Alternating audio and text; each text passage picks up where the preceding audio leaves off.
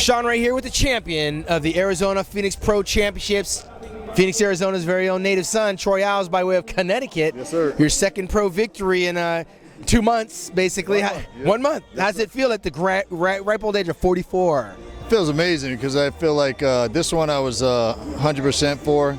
It was a tough lineup as far as everybody came in better condition. Yes, they did. So I felt a great sense of satisfaction to be able to beat these great group of athletes and also to do it, of course, in front of my hometown crowd. And I know you're working with Chris Aceto, but on Monday you predicted victory here. You said, I can guarantee victory the way that Joe Namath did. Yeah. It's got to feel even more satisfying. What did you know then that the judges saw tonight?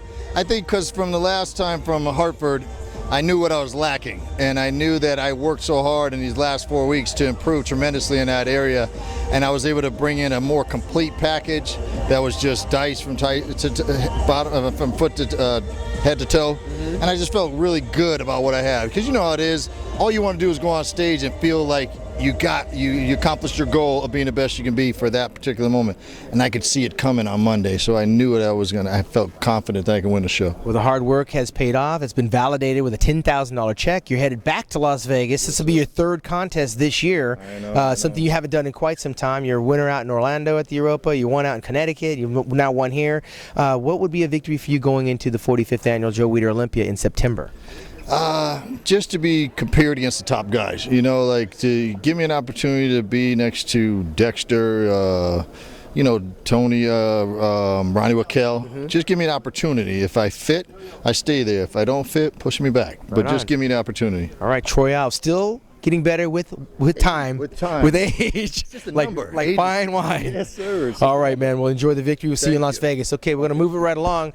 Big Hidetaka Yamagishi by way of Gaspar Nutrition. Hide's over there giving a little seminar on how he plans on getting in better condition with the upcoming Olympia.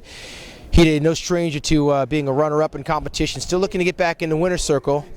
We know that the Tijuana Pro Championships is only coming up next week. I asked you earlier, you came up a little bit short here tonight. Is Tijuana in the game plan, or do you just hunker down and try to go straight back into the Olympia competition? Well, I didn't think about Tijuana, but just you told me, so I started thinking about it. We'll see. It's next week. No, you actually got 2 weeks. Tijuana Pro. It's the first time ever. It's coming up September the 10th out in Tijuana, Mexico. It's a short 2.5-hour drive from Los Angeles, where you live. Yeah, that's right. So I will think about it. Yeah. All right. Well, what did you think about tonight? A lot of guys said that you weren't as sharp as you're used to being, but yet you held a lot of guys at bay. I don't know. I didn't see my picture yet, but obviously everybody told me I was real soft, but I can fix it. In 3 weeks to the Olympia, if I do Tijuana, of course I can do better. Yeah. Well, what was noticeable was that you continually got a little bit harder. The more you worked, the more that you posed. It seemed like you started to come alive and pop, but you got a slow start coming out. Needless to say, you held these guys at bay. It would be great to go into Tijuana because I think that's kind of right before the Olympia. It might be right on time for you. Yeah. Think about it. All right, well, eat some food tonight, man. Congratulations again. We will see you on the Olympia stage. Qualifying once again, Hidetaka Yamagishi here at the Arizona Pro Championships. Let's find Big Ed second to none. Ed Nunn, a couple of weeks ago, he was second place over at the Europa Pro Championships out in Dallas. This week he slips down a notch, and it wasn't easy to swallow this one coming in third place. And tell me the reasons why this one was a little bit tougher to take on the chin. I think it was tougher to take. I was fuller, I was bigger, and maybe it's not as razor sharp as I was in Dallas, but I was still sharp. And I don't know. I take whatever the judges give me. I'm a humble winner and a loser. Yep, but I just take my jabs and keep going. Well, I mean, at first blush, all the guys were a little bit off coming out. I think you made up a little bit of ground at the evening show, but it might have been just a little bit too late coming back off of the prejudging, because we know 50% is scored in the morning, 50% in the evening, and I believe they had you in a solid third coming into this, so it was very tough to climb up. A lot of guys saw you moving up tonight, but just the numbers worked against you tonight. So what happens between now and the Olympia coming up in 3 weeks?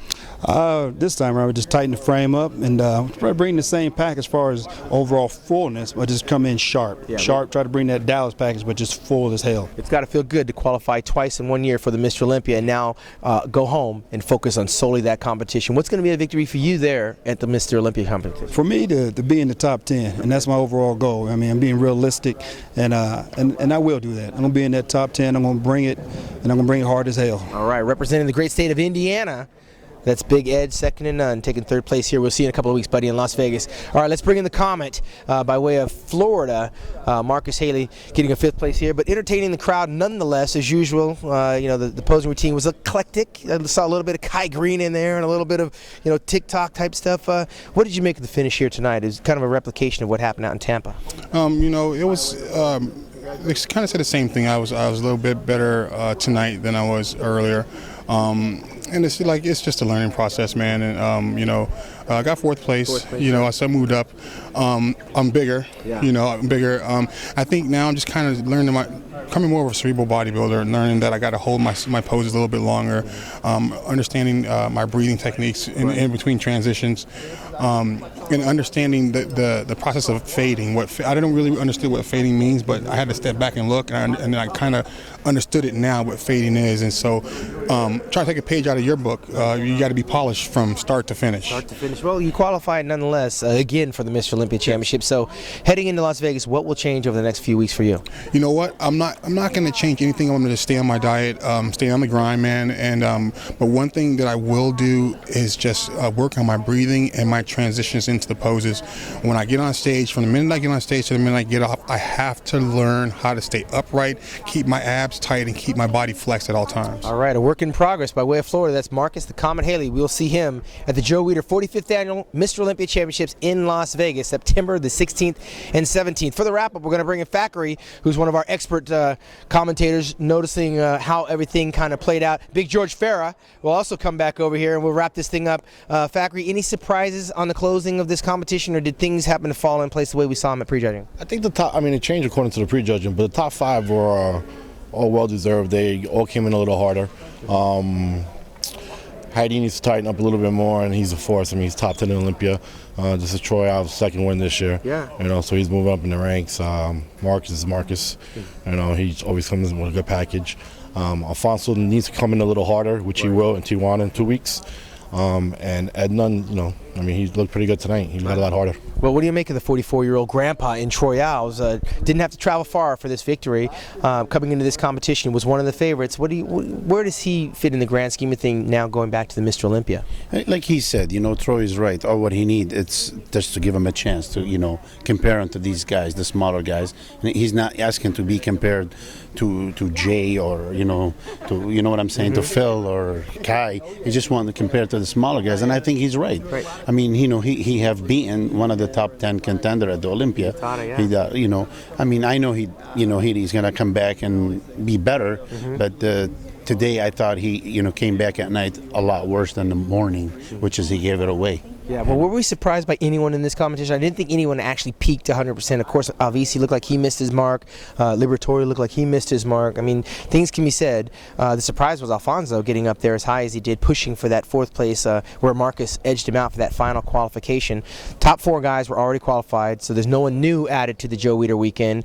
But in 2 weeks, we've got our final pro show of the season right before the Joe Weider Olympia, where things can get interesting. Is there any dark horses coming into Tijuana that you guys might be aware of? Well, I know Marcus Haley is going to probably be heading there. Okay. And because he was just talking to me, so I don't know. That's going to be... Tada just was informed that it's coming up. So. Okay. He needs Alfonso's in there. Yeah. Well, could be interesting. As far as conditioning, you're standing next to a Hall of Fame bodybuilder, and you're standing next to one of the best gurus in the sport. So, we're going to be tough on conditioning no matter what. Yeah, exactly. That's how we are. Well, I'll tell you what, Jeff Long was surprisingly well conditioned. I thought he got overlooked. He was a little slow coming out of the box, but man, that guy's a work in progress. Yeah, we're gonna shut it down until next year, and we're gonna come out, at the New York Pro a lot bigger. He was 226, 227 today, which is about 9 pounds heavier than the Hartford. Yep. We're looking at about 230, 235 for next year. All right, well, let's give Striker Solomon his propers, man. He put on a great show, smooth running. Bob Ciccarello rocked the mic, and Team MD was here to bring you all the coverage. We're going to find out what happens in Tijuana on September the 10th. Then we'll roll into Las Vegas, where Jay Cutler will defend his 4 Mr. Olympia championships against the likes of Kai Green, Victor Martinez, and Phil Heath, and the whole crew, the best in the world. That's where Team MD will be with Lee Haney and Kevin Levrone and Flex Wheeler. All of us will be there. George, Thackeray. From MuscularDevelopment.com, I'm Sean Ray.